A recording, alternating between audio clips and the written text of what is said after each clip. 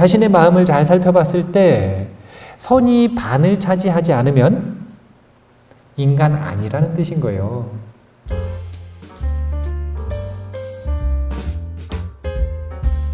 자, 그러면 두 번째 시간 시작하겠습니다. 안녕하세요. 행운 수업. 유튜브 기준으로 네 번째 시간입니다. 오늘 이 행운을 스스로 만드는 38가지 체크리스트 중에 첫 번째 체크리스트를 하고 있어요. 첫 번째 체크리스트는 단순한 겁니다. 어리석은 사람과는 절대로 함께 하지 않는다. 절대로. 이것은 삶을 조금이라도 더 오래 살아보신 순으로 잘 아실 거예요. 어리석은 사람, 나쁜 사람, 질 낮은 인간관계는 끊어내는 것이 빠르면 빠를수록 좋다라는 거. 자, 어리석은 사람은 3가지 종류가 있습니다. 사실은 더 있어요. 근데 오늘 얘기할 어리석은 사람은 3가지 종류가 있다. 첫 번째는 진짜 그냥 어리석은 사람이요. 그러니까 타인을 얘기하는 거예요. 타인. 여기서 어리석다라고 하는 건 그 사람의 뭐 지혜라든지 지식이라든지 이런 걸 가지고 평가를 하는 게 아니라 뭘로 평가를 하는 거냐면 나와의 관계 속에서 독이 되는 사람은 어리석은 사람이라고 보시면 되는 거예요. 그 사람을 어떻게 평가하겠어요? 뭐 의식 수준 평가서 가져와라. 성격 점수서 가져와라. 친구 맺기 전에 그런 거 검사하고 시작할 수 없잖아요. 네. 그리고 어차피 사람은 입체적이기 때문에 나한테 나쁜 사람이라고 저 친구한테도 나쁜 사람이진 않거든요. 누군가에겐 좋아요. 이게 뭐냐면 바로 궁합이요. 이걸 보고 궁합이라 그러는 거예요. 궁합. 궁합이 뭡니까? 궁합이라는 말 속에 벌써 뭐가 들어있는 거냐면 화합물이라는 게 들어있는 거예요. 궁합은 궁합이 좋다, 좋은 화학작용을 일으킨다. 궁합이 나쁘다, 나쁜 화학작용을 일으킨다. 화합물이기 때문에 그러는 거예요. 화합물이기 때문에. 그래서 어리석은 사람 첫 번째는 진짜로 바깥에 있는 대상을 얘기하는 거예요. 근데 나와 궁합이 맞지 않는 사람. 물론 여기에도 이제 자세히 들어가면 조금 더 디테일하게 나눌 것들이 있어요. 단순히 그냥 마음에 안 드는 사람이 있을 수 있어요. 마음은 안 드는데 나 자신에게는 경제적이든 아니면은 수행의 성과를 위해서든 의식의 발전을 위해서든 도움이 될 수도 있어요, 또. 그러니까 제가 단순히 궁합이라고는 표현을 안 하는 거예요. 뭐라고 표현을 하는 거냐면 그 관계 속에서 이익이 되는지 손해가 되는지를 가지고 이야기를 하는 거예요. 자신이 사업가면 사실은 의식의 성장 이런 거는 별로 관심이 없잖아요. 사업가로서의 좋은 친구는, 나쁜 친구는 정말 단순한 겁니다. 경제적인 이익을 주는가 주지 않는가 이것뿐이겠죠. 수행자는 또 틀려요. 수행자는 도반들끼리 경제적인 이익이 그렇게 안 되거든요. 그런 관계가 아니니까. 그렇다면 초점이 철저하게 어디에 맞냐면 내 수행에 도움이 되는가 되지 않는가죠. 마음엔 진짜 들어. 그런데 계속 경제적인 손해를 입혀요. 이러면 사업가로서 주관적인 판단으로 탁 바로 잘라버리겠죠. 좋은 사업가는. 수행자로서 인정은 정말 든 거예요. 저 도반이. 인정으로 볼 때는 아주 좋은 도반이에요. 정이 많이 들었어요. 근데 맨날 내 수행을 방해해요. 그럼 정리해야겠죠. 이렇게 객관적으로 정말 바깥에 있는 대상으로서의 어리석은 사람. 이런 사람이 첫 번째 어리석은 사람입니다.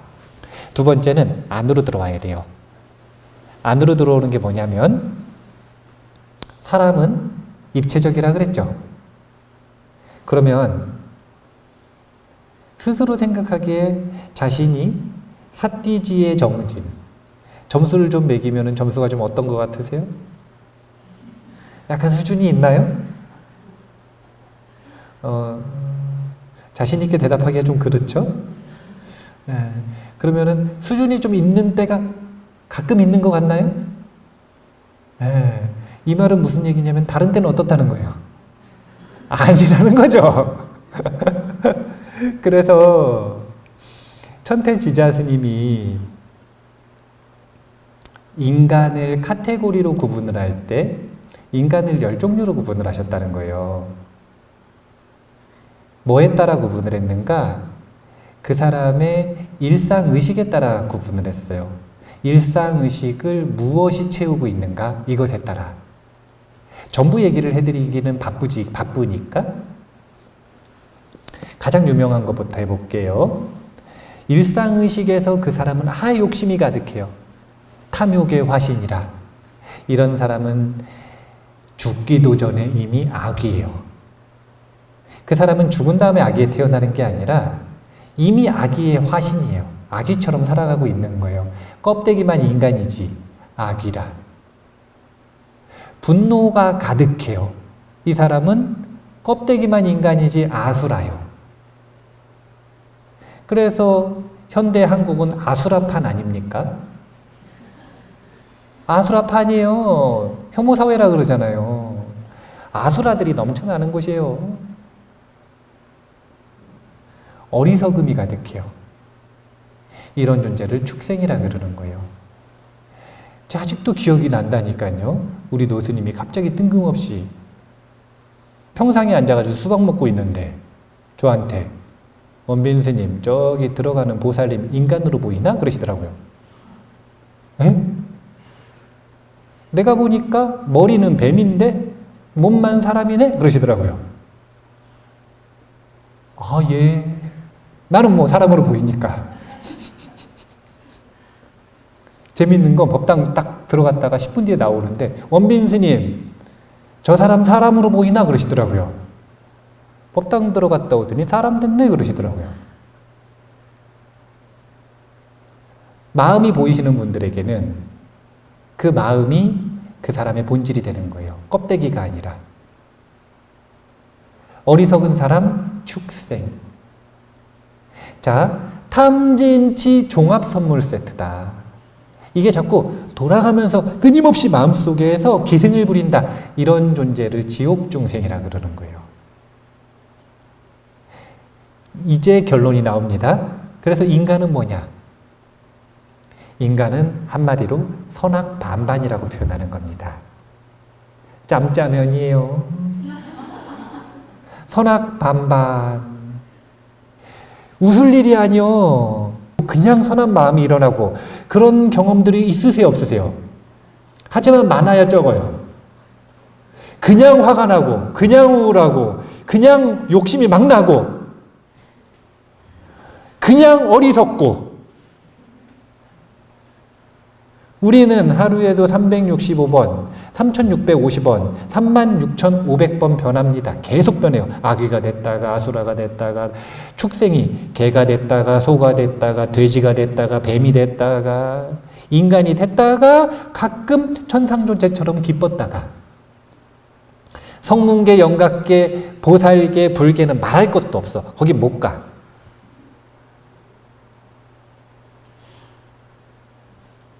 선악 반반. 인간이란 말이에요. 그래서 두 번째 어리석은 사람은요. 그렇게 끊임없이 변하는데 입체적인 면 중에서 나의 어리석은 면과는 절대로 함께하지 않는다. 두 번째 어리석은 사람은 누구냐면 나예요. 나. 내가 아침에는 지혜로웠는데 갑자기 점심 먹고 나니까 어리석어진 거예요. 그러면은 이 어리석은 사람과 함께 해야 돼요? 아니면 함께 하지 않아야 돼요? 이런 노력을 하는 것을 바로 어리석은 사람과 함께 하지 않는다. 이렇게 얘기하는 겁니다. 이렇게 할 때 그 사람은 삶이 행운으로 가득 찬다는 거예요. 세 번째도 있습니다. 세 번째는 다시 다른 사람과 나 중간으로 갔어요. 이게 아주 중요합니다. 자, 내가 입체적이니까 어떨 땐 지혜롭고 어떨 땐 나쁘잖아요. 어떨 땐 어리석고 어떨 땐 자비롭단 말이에요. 그러면 저 사람도 어떨 때는 지혜롭고 어떨 땐 어리석을 거 아니에요. 잘못 생각했던 거예요. 어떻게 생각했냐면 저 사람 어리석은 사람이니까 하지 말아야겠다. 함께 하지 말아야겠다.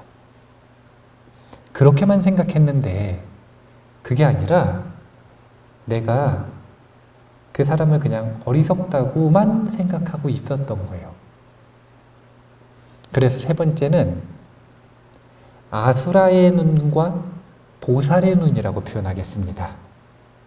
아수라는 왜 화가 날까요? 아수라는 세상의 모든 사람이 적이요. 모든 존재가 적이에요. 왜 그럴까요? 눈이 잘못됐어요. 아수라는 뭘 찾아내는 데 특기가 있냐면 그 사람의 나쁜 점을 찾아내는 데 특기를 가지고 있습니다. 그러면 아무리 좋은 사람을 만나도 그 사람 약점을 진짜 잘 찾아요. 약점을 찾으면은 왜 약점을 찾을까요? 아수라는 특징이 뭐냐면 싸우죠. 싸우면 어떻게 해야 돼요? 이겨야 돼요? 져야 돼요? 이겨야 되죠. 이기려면 약점을 찾아야 돼? 강점을 찾아야 돼요? 약점을 찾아야 이길 거 아니에요. 그래서 이기려고 사람을 딱 보자마자 뭐부터 보는 거냐면 약점부터 찾는 거예요. 아무리 좋은 점을 많이 보여줘도 그 모든 점들은 관심이 없어. 자기 눈에 들어오지 않아요. 어떻게든 약점을 찾고 꼬투리를 잡아가지고 그걸 공격해서 그 사람을 나쁜 놈으로 만들고, 여기 핵심이 있습니다. 사실은 관계 속에서 나에게 해를 끼치는 많은 사람들 중에 절반 이상은 원래 나쁜 놈이 아니라 내가 그 사람을 나쁜 사람으로 뒤집어 씌우고 모함을 한 거예요. 왜냐하면 다른 것 때문이 아니에요. 아수라의 눈을 자기가 가지고 있기 때문에. 예리하죠. 탁 봅니다. 삿띠를 가지고 탁 봐요. 주의력이 아주 좋거든요, 이 사람들. 삿띠를 가지고 탁 봐요. 이기려면은 탁 매의 눈을 봐야 돼요. 뱀의 눈이라고 하죠. 뱀의 눈으로 탁 봐야 돼요. 뱀의 눈으로 보면서 어떻게 하면 저 사람을 저희 약점을 찾아서 꼬꾸라뜨려 가지고 내가 이길까 탁 보고 있어요. 이런 눈을 가지고 있고 이런 습관을 가지고 있는 사람들은 항상 세상의 모든 사람은 보편적으로 원수예요. 친구가 없는 이유는 다른 이유가 없어요. 자기가 세상 모든 사람들을 원수로 보니까. 그래서 아수라계에 태어날 수밖에 없는 거예요. 보살의 눈은 달라요. 아수라 같은 사람을 만나도요, 보살은 어떻게 하냐면 최선을 다해서 그 사람의 다른 입체적인 면, 지금은 주로 드러나지 않지만 좋은 면, 이걸 찾으려고 노력을 하는 게 바로 보살의 눈입니다. 이 눈이 없으면 절대로 중생을 구제할 수 없어요. 중생을 구제한다라고 하는 것은 굉장한 각오가 필요한 일이에요. 사람들을 갱생시키고 교화하고, 이게 중간 스토리 없이 보면 간단한 일 같지만 그건 엄청난 일이에요. 그 다른 사람을 사랑하지 않으면, 다른 사람을 사랑하는 태도 자체가 없으면 절대로 할 수 없는 일. 그런데 그 태도를 가지고 있는 것의 기본기가 뭐냐면 바로 보살의 눈을 갖는 거예요. 어떤 상황 속에서도 그 사람의 좋은 면을 보기 위해 노력하는 습관. 보살은 그래서 절대로 남 탓을 안 하는 거예요. 보살이 남 탓을 안 하는 이유는 남 탓을 할 게 없어. 그 사람이 끝까지 나에게 나쁜 면만 보였어요. 그렇다면 그건 누구 탓이에요? 내 탓이에요. 내가 그 사람의 좋은 면을 발견 못한 거고, 그 사람의 좋은 면을 발현시켜 주는데 도움을 못 준 거예요. 이건 내 능력 부족이지 그 사람 탓이 아니라 그래서 이런 사람들은 보편적으로 세상이 친구일 가능성이 높은 거예요. 보살들은 어딜 가든 사랑을 받아요. 보살들은 어딜 가든 행운이 따릅니다. 보살들은 어디를 가도 그 사람을 존경하고 존중해요. 나도 모르는 나의 장점을 찾아주는데, 나도 모르는 나의 존귀한 면을 찾아주는데, 나도 응원하지 않는 내 삶을 응원해줘요. 나조차도 내가 한심해서 미치겠는데 할 수 있다고 해주고, 너한테는 이런 좋은 면이 있다고 해줘요. 이런 사람을 사랑하지 않을 수가 없죠. 우리는 행운과 행복을 상대평가할 때 행복을 좋게 평가하고 행운을 조금 가치를 낮게 평가하는 경향이 있어요. 행운의 정의를 모르기 때문에 그러는 거예요. 요즘에는요, 인문학이 얼마나 발전을 했는지 예전처럼 행운을 우연의 산물로 보지 않습니다. 행운의 과학이 따로 나왔어요. 물론 물리학 이런 분야는 아니에요. 행운을 그래도 학문의 연구 방법을, 연구 보편적인 방법론을 가지고 한번 연구를 해보자, 체계적으로. 그래서 그 결과물들이 나오고 있습니다. 그리고 그 결과물들은요, 일반적으로 그렇게 표현하죠. 이름이 이게 헷갈려. 세렌디피티의 법칙. 세렌디피티의 법칙. 요즘에는 행운 이렇게 얘기 안 한단 말이에요. 그것을 행복과 맞닿는 지점에서 체계적으로 찾아내는 학문의 영역에서, 학계에서 세렌디피티의 법칙이라고 이름을 붙인 거예요. 여긴 우화가 있는데 우화는 생략할게요. 그런데 그 세렌디피티의 법칙의 정의가 뭐냐면 준비된 자에게 찾아오는 행운이라는 뜻이에요. 준비된 자에게 찾아오는 행운. 행운은 보편적으로 누구에게나 찾아갑니다.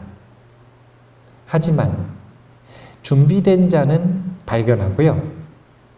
준비되지 않은 자는 발견하지 못한다. 발견해놓고도 더 준비된 자는 잡아요. 덜 준비된 자는 발견을 했는데 못 잡는 거예요. 결국은 행운을 발견하고 잡느냐, 못 잡느냐는 얼만큼 준비가 되었느냐, 이것에 따라 틀리다는 거예요. 그래서 행운을 높이는 것, 그 사람의 운을 좋게 만들고 행운을 높이는 건, 확률을 높이는 건 사실은 실현 가능한 영역이라는 거예요. 예전에는 이런 것들을 이제 철학관이나 아니면 점술가나 이런 분들한테 상담하러 가면 행운을 높이는 방법을 알려줬던 거예요. 그런데 요즘에는 학자들이 이걸 연구해서 논문으로 내고 단행본으로 낸다니까요. 그리고 2500년 전에 부처님께서는 으뜸 가는 행운의 삶을 살아가는 방법을, 부처님 이거 로고 이렇게 하세요. 예. 부처님이 저희 석가모니 부처님이 딱 이러고 계시는 걸로, 예. 행운 38가지 행운의 법칙을 2600년 전 인도에서 말씀하신 거예요. 우리가 이 세 가지 어리석은 사람과 관계를 정리하는 것만으로도요, 한번 해보세요. 삶은 50% 이상 행운이 향상됩니다. 나머지 50%는 더 단순하죠. 정리 잘했죠? 그럼 이제 좋은 인연을 선택하면 끝인 거예요, 사실은. 38가지 법칙을 가장 단순하게 정리하면, 첫 번째, 어리석은 대상에 마음을 투자하는 것은 그만둔다. 그거 말고 지혜로운 대상, 내 행복과 행운에 분명히 도움이 되는 대상, 그 대상에는 내 마음을 최선을 다해서 몰두한다. 이게 바로 끝인 거예요.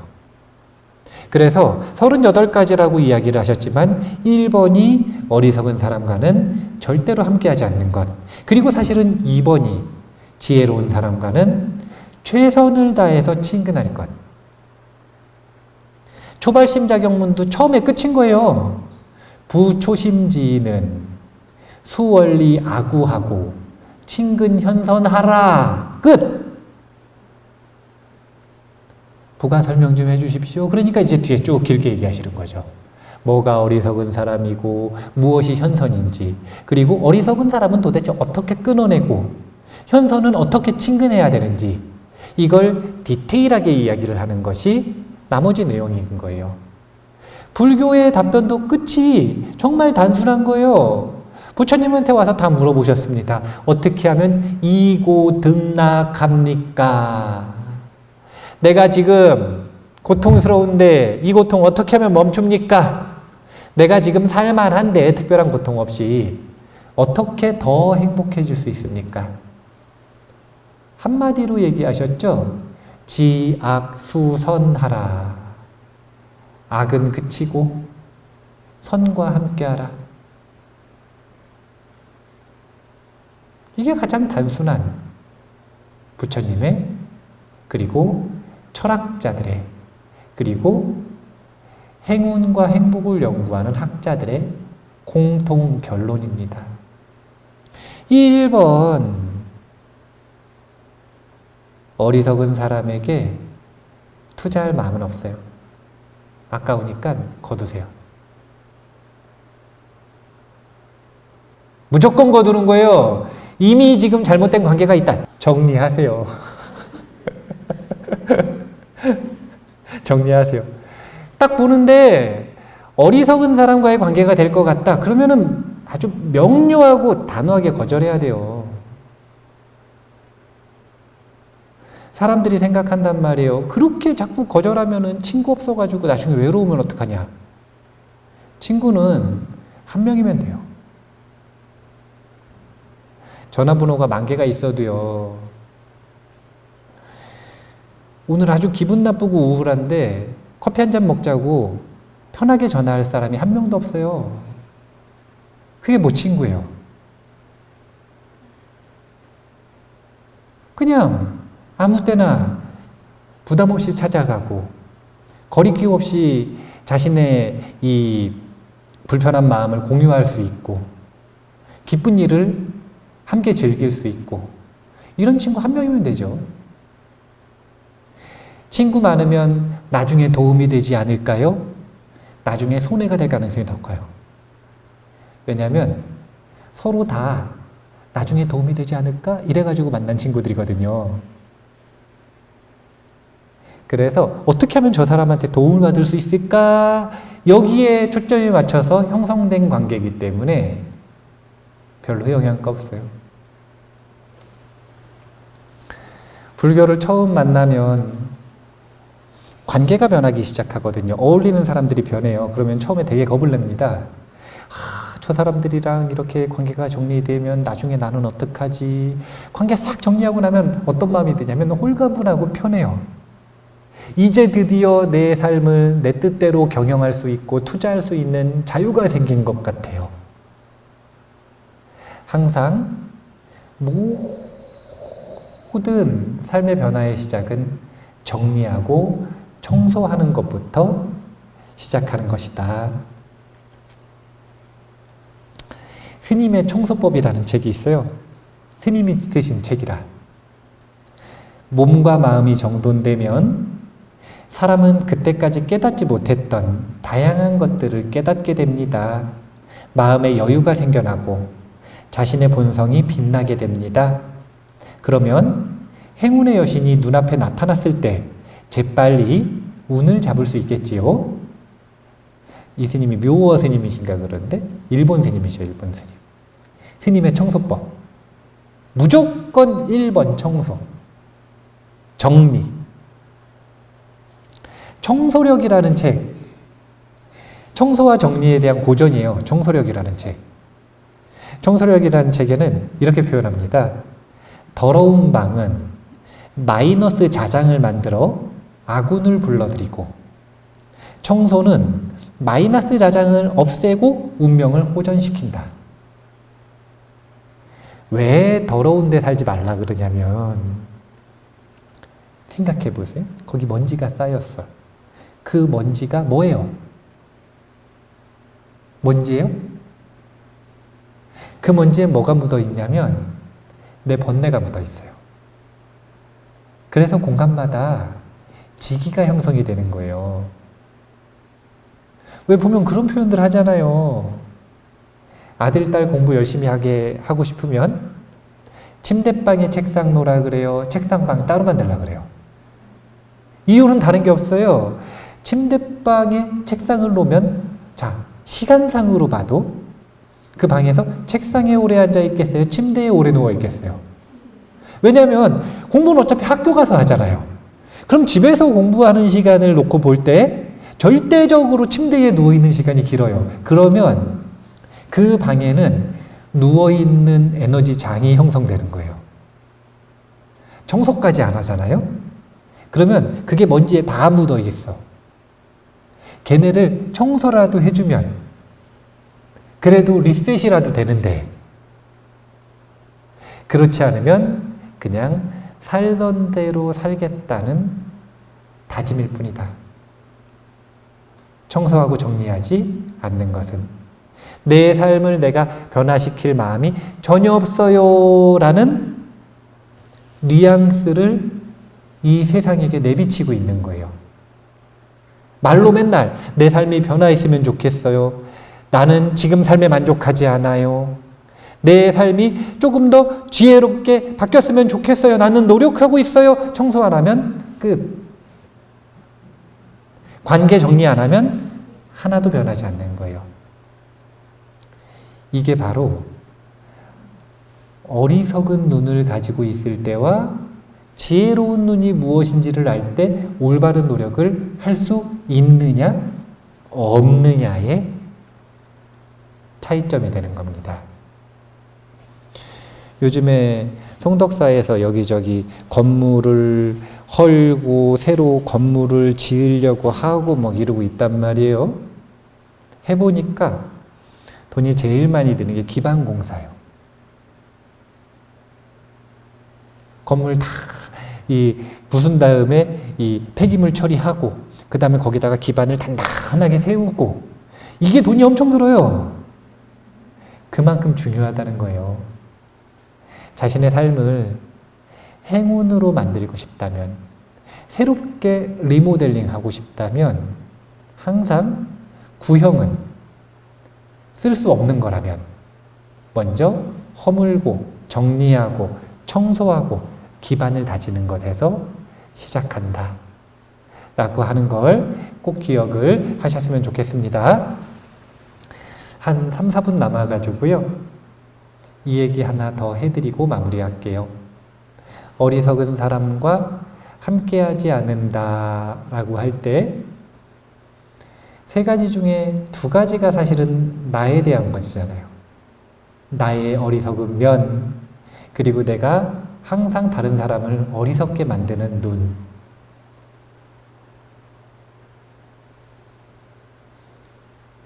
어떤 제자가